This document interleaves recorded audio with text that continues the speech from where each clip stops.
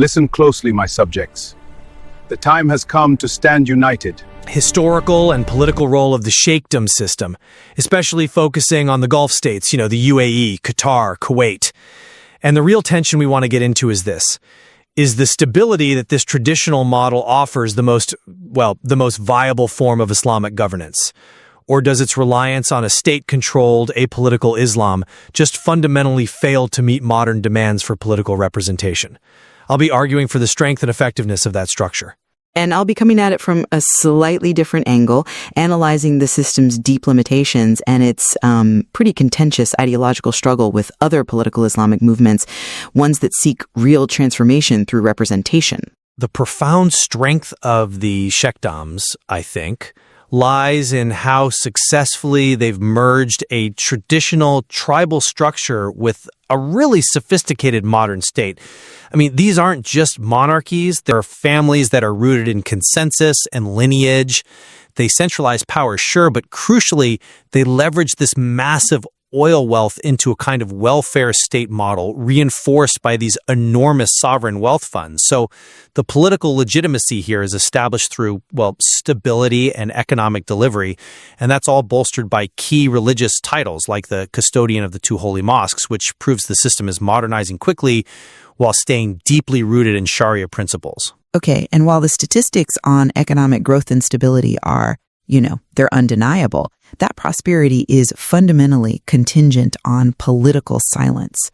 The very nature of these sheikdoms puts them in direct ideological conflict with groups like the Muslim Brotherhood, while the sheikdoms prefer a conservative, state-controlled Islam that is explicitly apolitical. The Brotherhood advocates for Islam as a transformative political force where religion and representative government can actually coexist. So this model, while predictable, is also insulated and, I'd argue, quite brittle. It fails to address the growing demands for a greater political voice and social justice. I'm not entirely convinced by that because the security apparatus, the predictability, and the sheer economic prosperity that these sheikdoms provide, it gives them a very clear operational upper hand. These governments reflect a deep-rooted tribal history where the sheikh is the community protector and provider.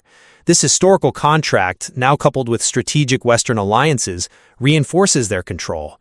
It ensures physical security and predictable wealth distribution. And that's a powerful social contract that, frankly, most citizens are unwilling to trade for abstract democratic ideals that carry the risk of instability. You focus on the contract, but that stability comes at a cost, right? And that cost is the explicit, enforced repression of political agency.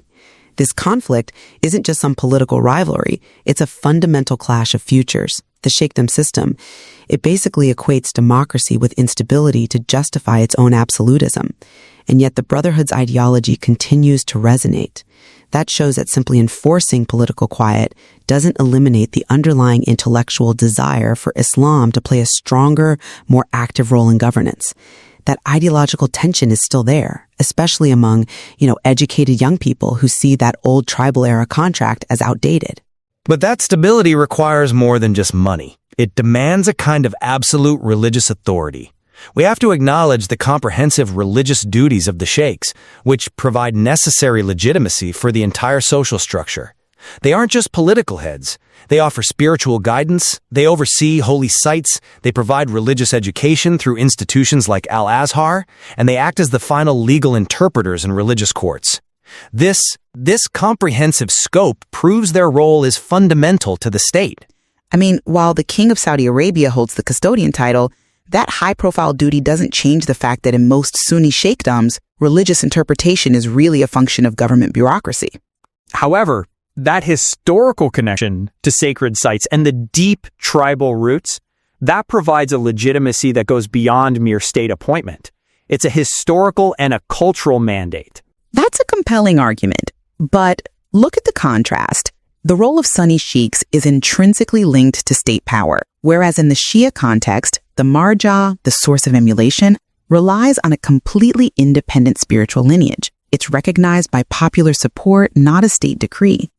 This variability across the Muslim world really questions the inherent neutrality of religious interpretations that are defined by the state. Ultimately, it seems to me that the system's deep historical and cultural roots, combined with its unparalleled capacity for modernization and regional economic leadership, that demonstrates why the Sheikhdoms are currently defining the direction of the region.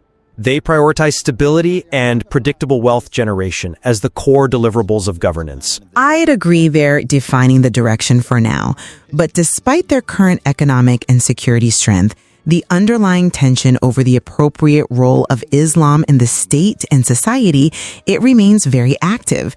And this ideological struggle between a conservative stability that's reinforced by welfare guarantees on one side and grassroots demands for political transformation on the other, that is what will ultimately shape the trajectory of political Islam in the coming decades. It demands a very careful consideration of both of these conflicting models.